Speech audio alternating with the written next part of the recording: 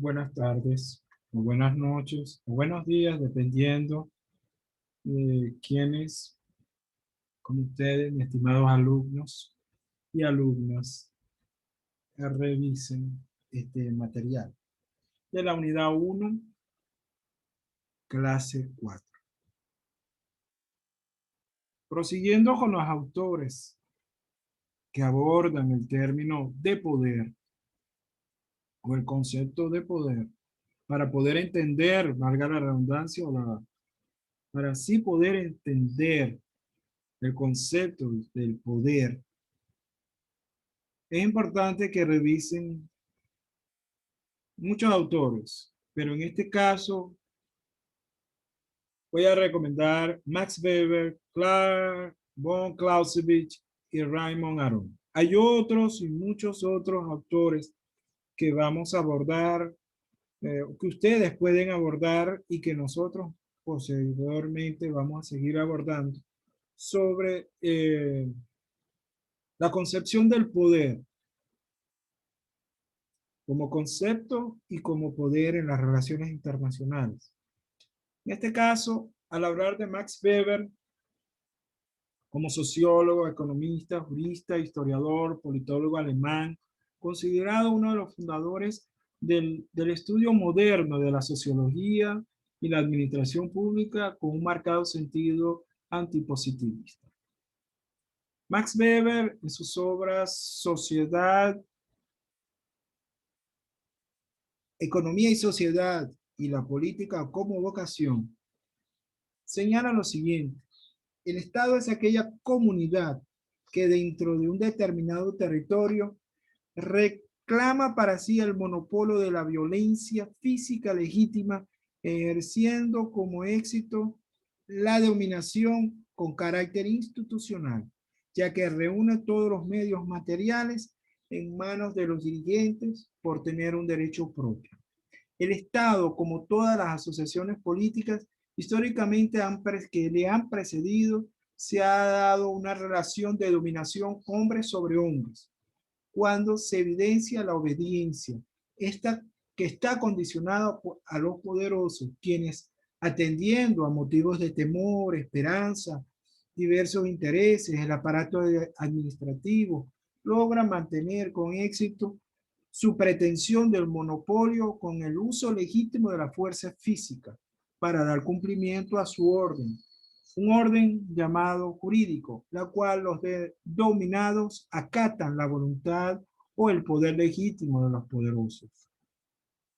El Estado revela que es el portador del prestigio inherente del poder, mientras que la política es per sí la aspiración para participar en el poder, o más bien influir en la distribución del poder entre los distintos estados, o dentro del mismo estado, o entre los distintos grupos de hombres que componen el estado. Esos hombres son los llamados políticos, u hombres o funcionarios de Estado que tienen una decisión políticamente condicionada en dar una respuesta o a las condiciones de decisión al depender directamente de los intereses en torno a la distribución, conservación y transferencia de poder.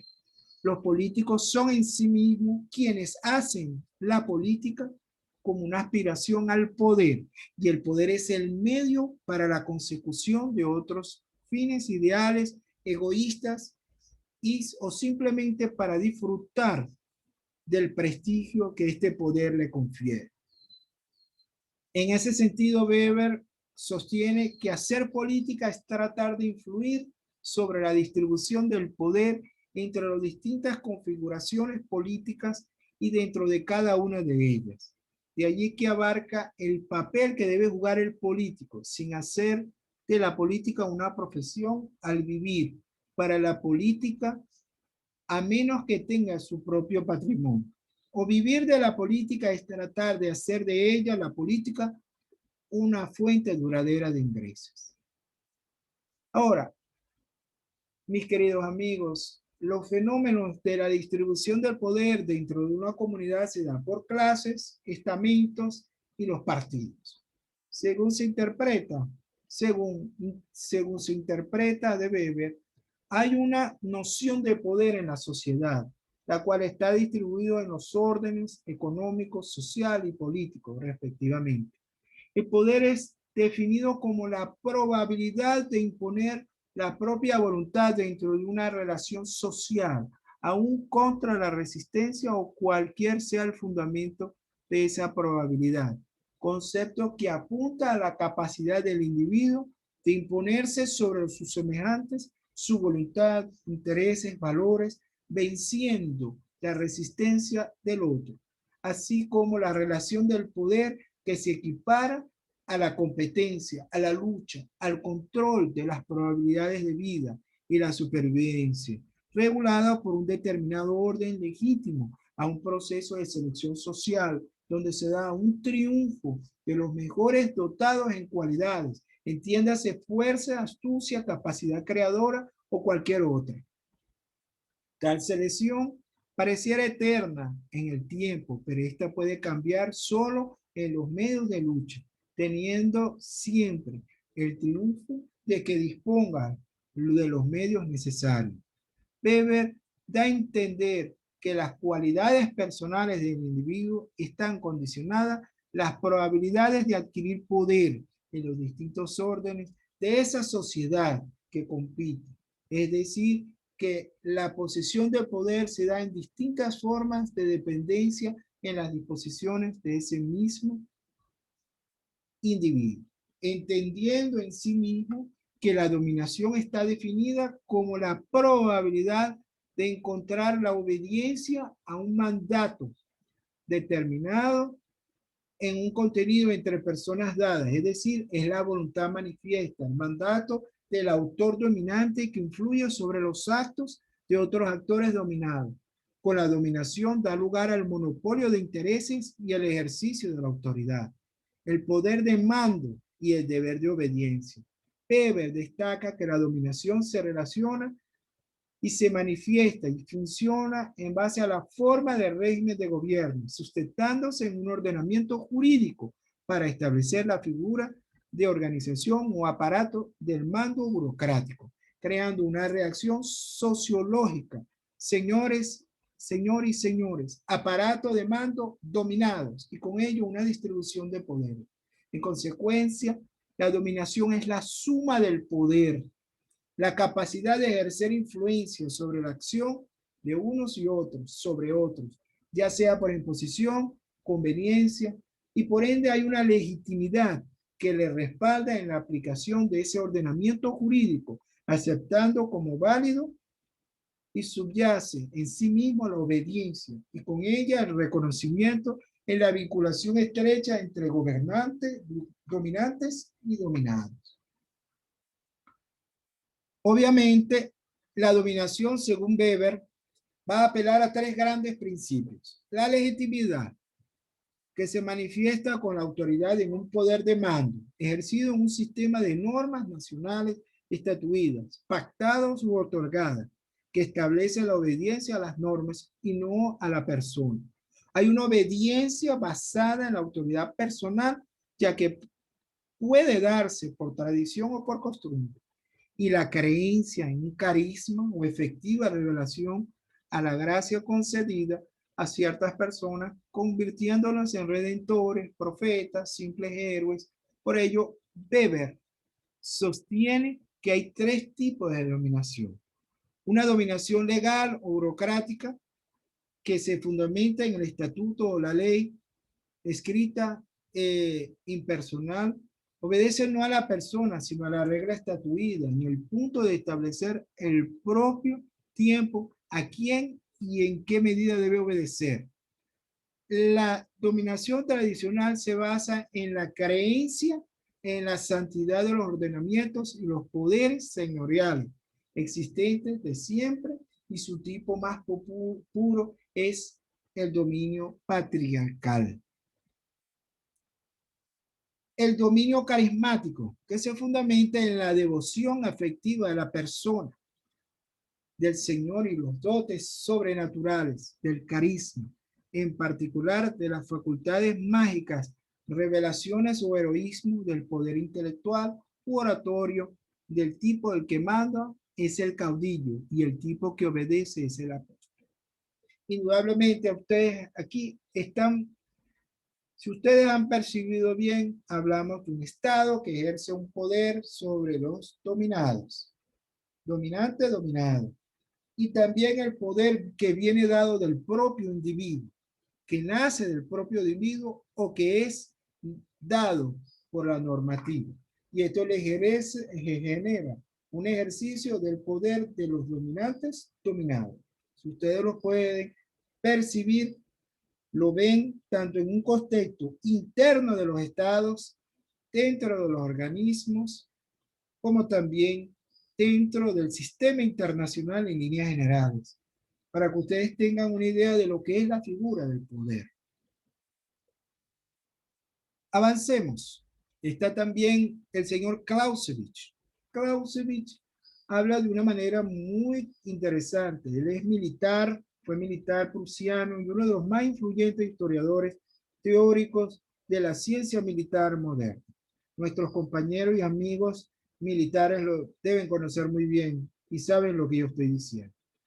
En su obra de la guerra revela lo siguiente. El objetivo político de la guerra es ser rector y determina la aceptabilidad de la guerra y las acciones la que constituye en sí mismo un fin político. El conductor político que debe verificar que las acciones efectuadas durante la guerra no tengan repercusiones negativas al interés nacional. La victoria militar y las acciones militares durante la guerra deben ser políticamente aceptables, considerando el propósito de la guerra que reside en la paz posterior y las imposiciones a nivel político militar que determinen el área de aceptabilidad del empleo de la herramienta militar y que constituye más en sí misma interferencias las exigencias que se dan a la acción militar, ya que ninguna estrategia se satisface a sí misma. La dirección de la guerra deviene de los niveles de la política de un Estado y consecuentemente implica el empleo del poder nacional, el poder político, económico, y este involucra el poder político, económico, social y militar para hacer frente a una amenaza que afecta a la seguridad nacional, la paz pública o altos intereses de la nación. Clausewitz concibe el concepto de guerra en 4 grandes enunciados. El principio fundamental de la guerra es la destrucción de las fuerzas enemigas. Esta destrucción de la fuerza usualmente solo puede ser cumplida mediante la lucha.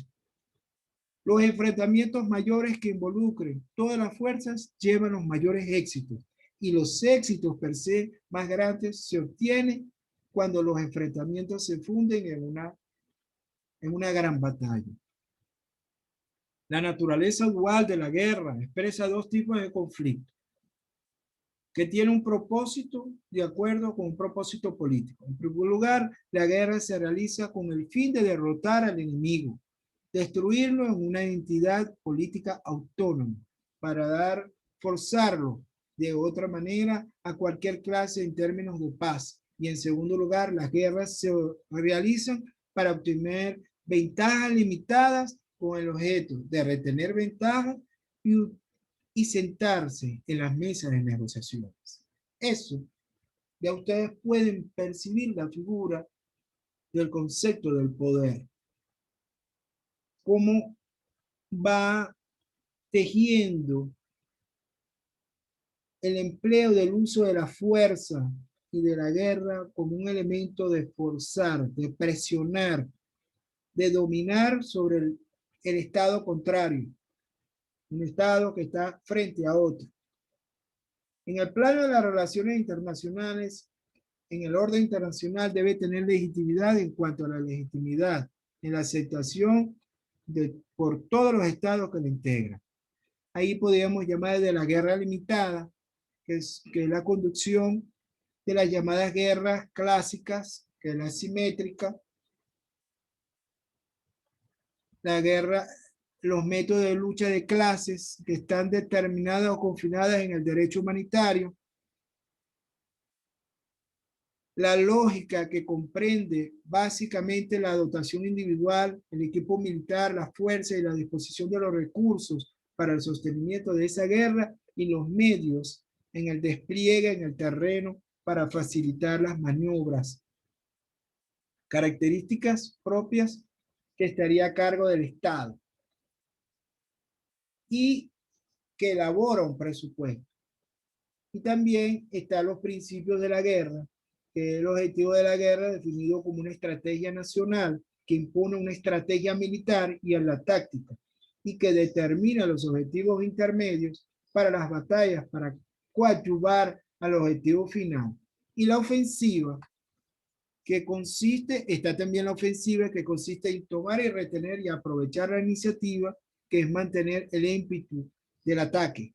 La masa, concentrar el máximo poder de combate en el espacio y los momentos decisivos para obtener significativas ventajas sobre el adversario, mediante medios aéreos, en fin, terrestres y navales. La economía, las fuerzas, de fuerza, que es la adecuada distribución del poder militar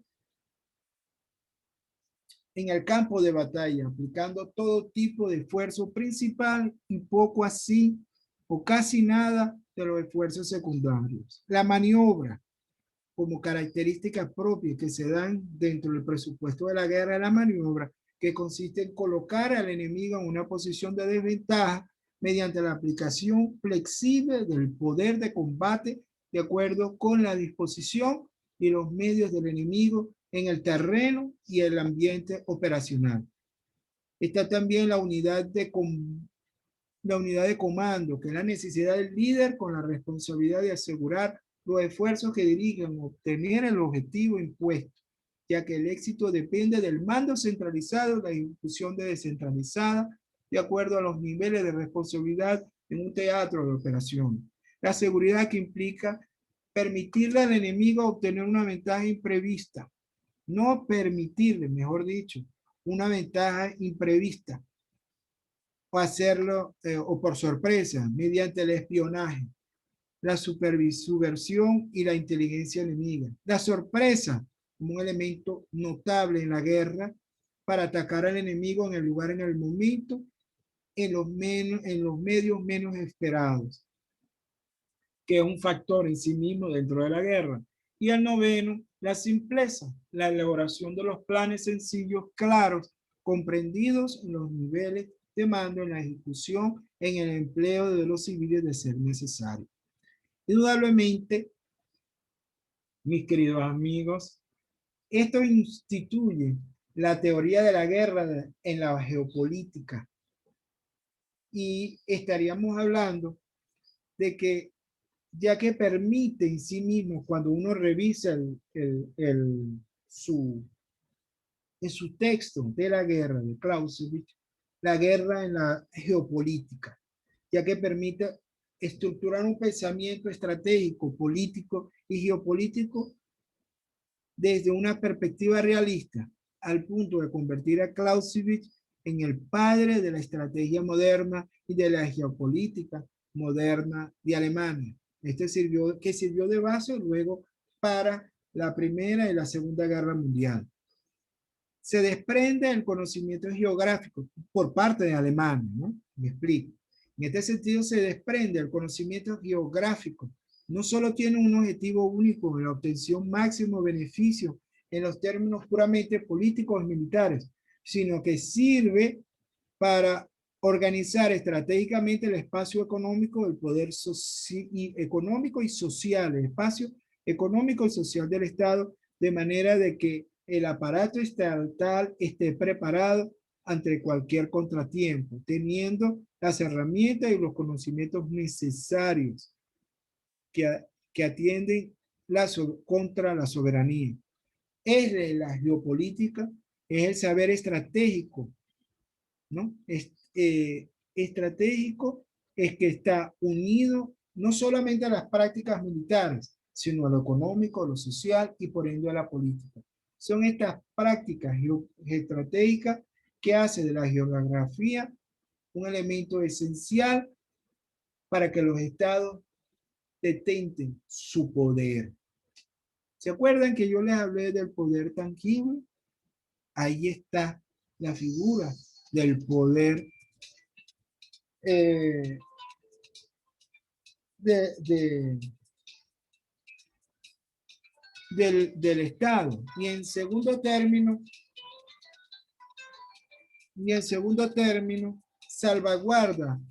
salvaguardar la integridad, la soberanía del mismo. También vamos a proceder a seguir con nuestro análisis cuando abordemos otro autor bastante importante, como es Raymond Aron. Raymond Aron es filósofo y sociólogo francés. Él en su obra Paz y Guerra entre las Naciones reflexiona sobre las relaciones internacionales bajo una perspectiva sociológica en relación a los autores de la teoría del realismo. Muy a pesar de haber sido un realista confeso, por cuanto hay importantes aportes a esta teoría.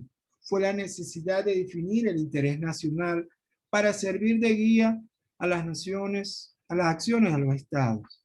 Esto se enmarca de lo que podríamos llamar la teoría del realismo, ¿no?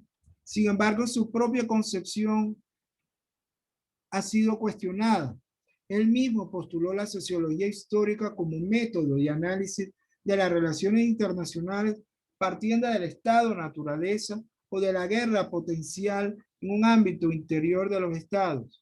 Él argumenta que son los individuos los que se subordinan a la ley del Estado, a la unidad política, porque él tiene el monopolio de la violencia y la política exterior del Estado es reconocida y es percibida como el poseedor de esa legitimidad de su existencia ante una pluralidad de centros monopólicos de la violencia.